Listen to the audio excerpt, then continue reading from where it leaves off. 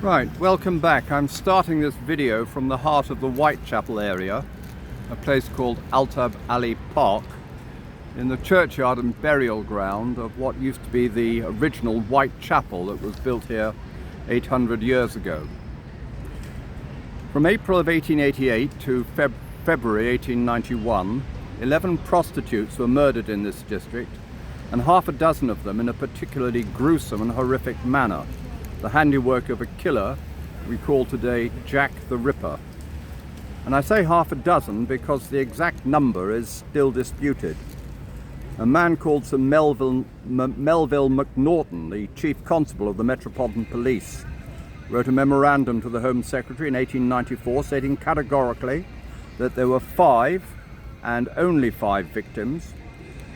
But Sir Melville did not join the force until 1889, by which time the earlier investigations had been completed.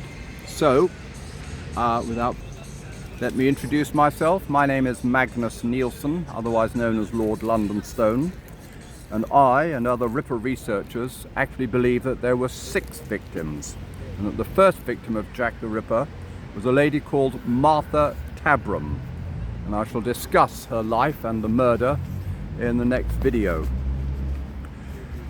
It's now well over 100 years since the murders took place, getting on to, 140.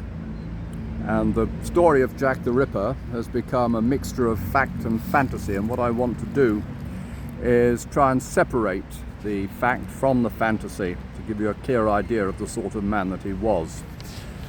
And something like 350 names have been put forward as potential suspects, and I personally don't believe any of them.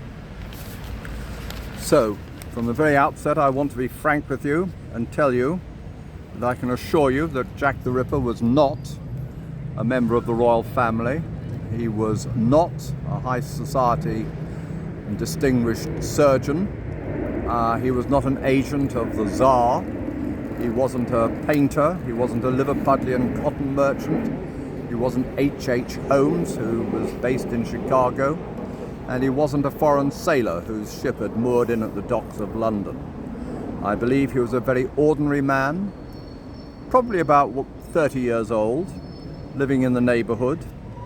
I believe that he had work experience either in the slaughterhouses or as a butcher.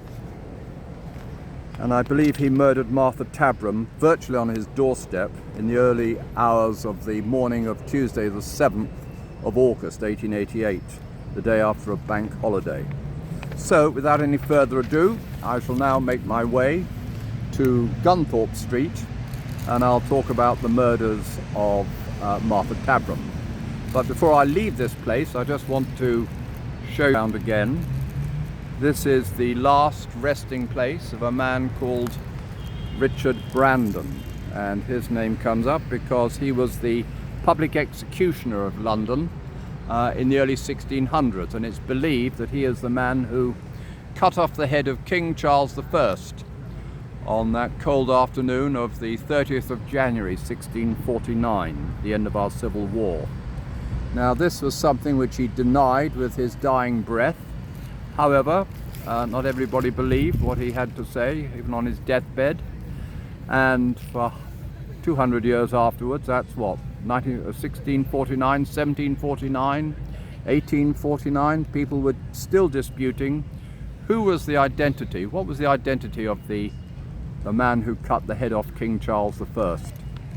Just in the same way that we asked the identity of the man who committed these ghastly murders here in 1888.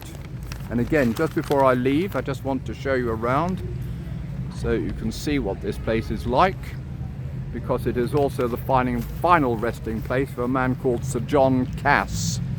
And Sir John Cass was the man who put up the money to build Aldgate School.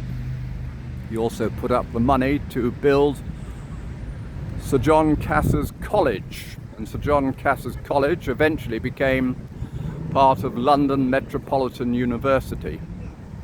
So that's why I think his name ought to be remembered, although there's a concerted attempt to have him obliterated from history.